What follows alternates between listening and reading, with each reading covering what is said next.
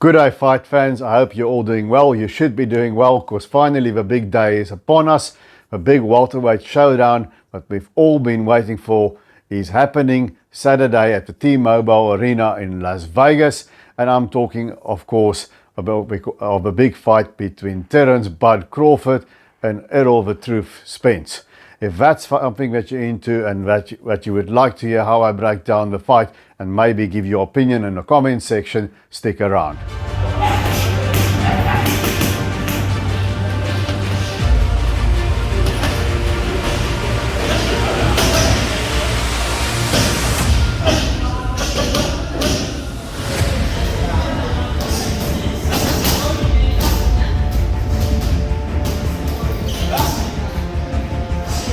It's finally going down Saturday night in Las Vegas. We'll see who the top welterweight in the world is. Both are already top fighters in the world, pound for pound.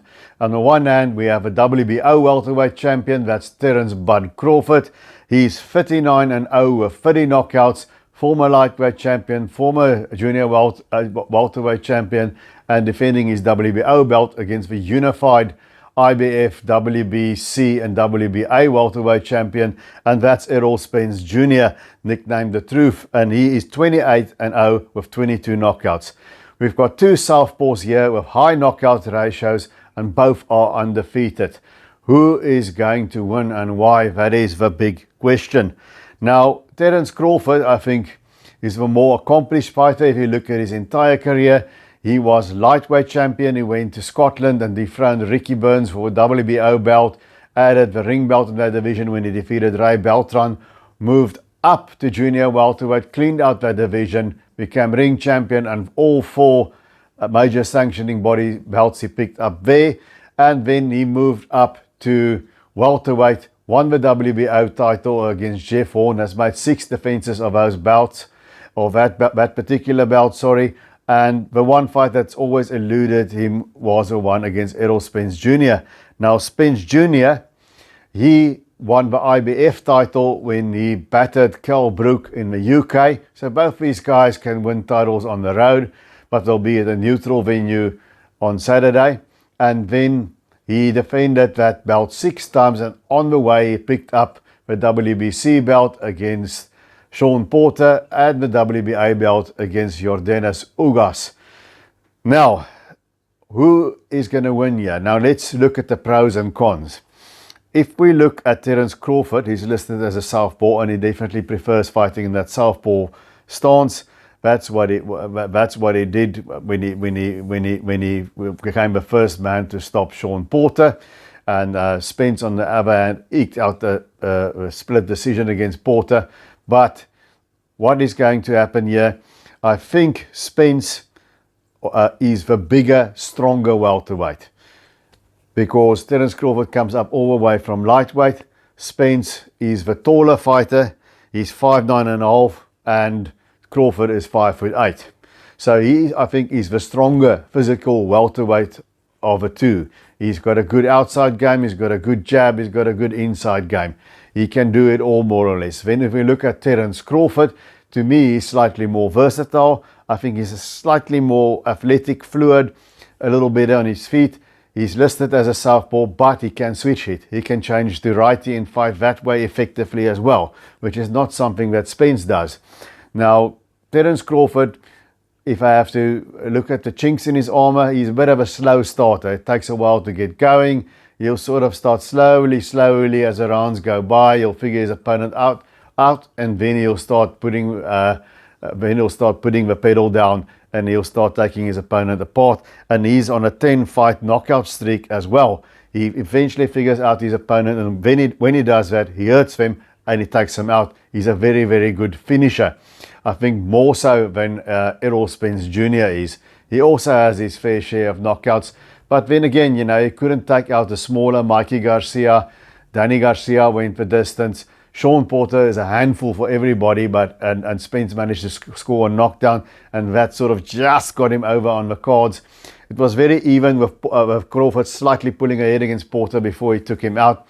And I just think that Terence Crawford is the better finisher of the two. You can't gauge the performances that they had there against Sean Porter that much because styles make fights.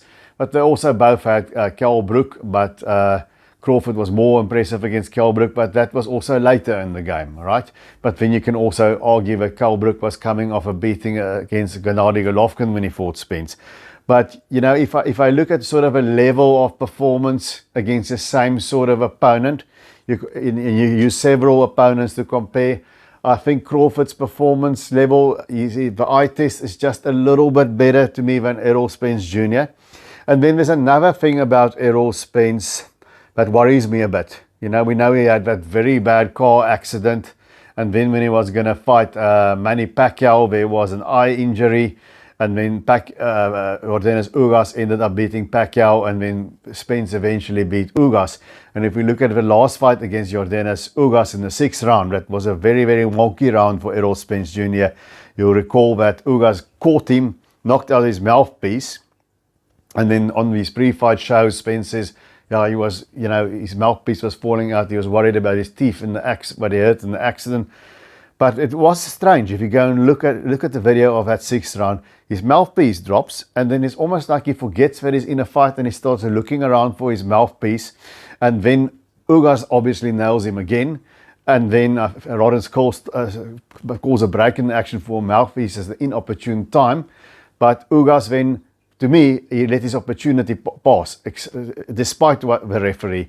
Ugas should have let his hands go more and went for it, you know. And that was a bit funny with me with Errol Spence Jr. There's something that seems a little bit off. Now, it's speculation on my part.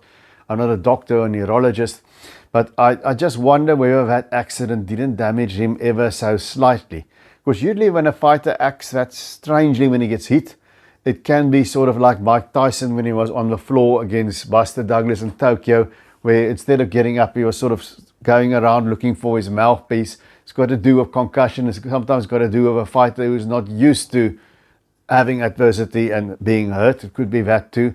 But sometimes if fighters act a little bit strange when they get hit or when they under pressure, like what happened in that 6th round, to me, it's a little bit of a warning sign.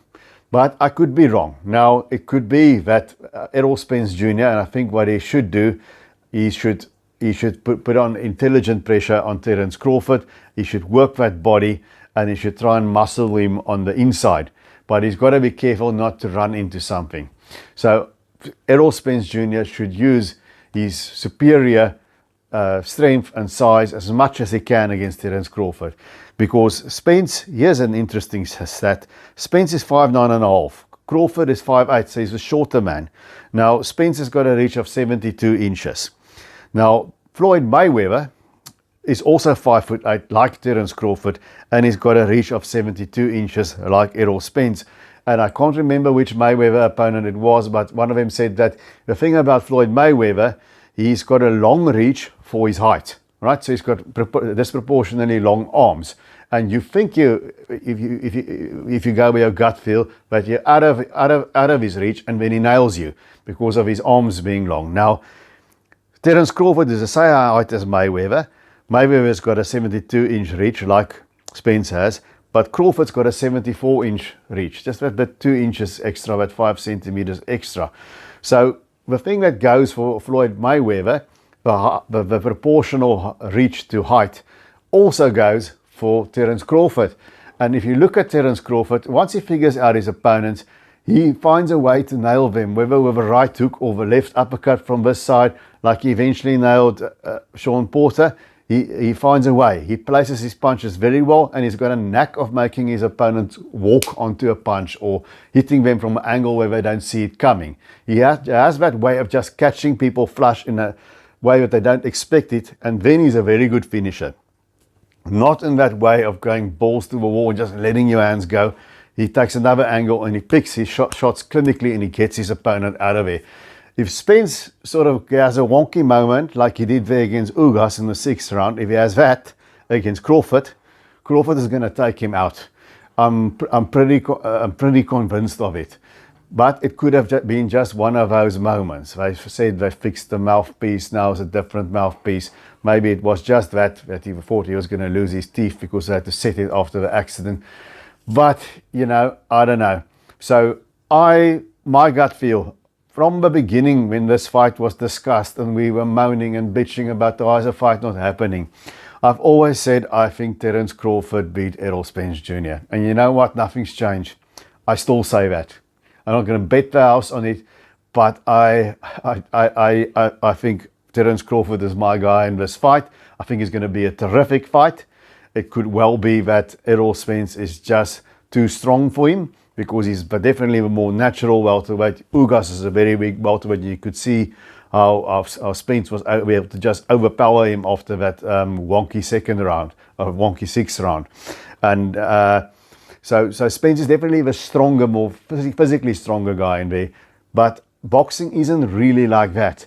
It's not track and field, you know, and it's not MMA, and it's not wrestling. Boxing is a bit of a different thing. It's a speed game sometimes, and timing is important, and cleverness and all that often overcomes. And I think that is on the side of Terence Crawford. So I think it's going to be a good fight. I think Errol Spence might be ahead on the cards, but I'm slightly ahead on the cards, because that's not unusual for Terence Crawford, that he plays catch up from the beginning. I think he must be careful of not doing it too much here.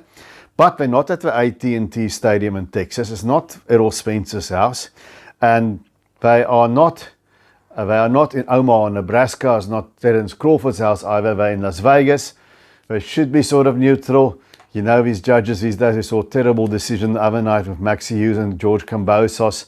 But I might be wrong, but the way I look at the business of boxing, there's not one guy here that's got a huge upside over the other. Maybe Errol Spence has got the more upside that for the business of boxing, that people will lean there. But his outside the ring life has been a bit difficult with his accidents. He's a bit prone to these things. So I think that neutralizes things out. But I hope that never becomes a factor. But I think Terence Crawford is going to stop Errol Spence in a typical Crawford way, late in the fight. I'm going with Terence Crawford to win this fight by a stoppage somewhere between 10 and 12. Late in the fight, I think Terence Crawford breaks through. He hurts Errol Spence Jr., like what happened in the Ugas fight, and he takes him out. That's my take on it. So you guys in the comment section, tell me, do you like Errol Spence Jr. in this fight? Do you like Bud in this fight, Terence Crawford? And tell me why you think so. I would greatly enjoy chatting to you. And as always, please remember to punch that like button, and please remember to hit the subscribe. I would greatly appreciate that. And until I see you again, remember to keep those hands up.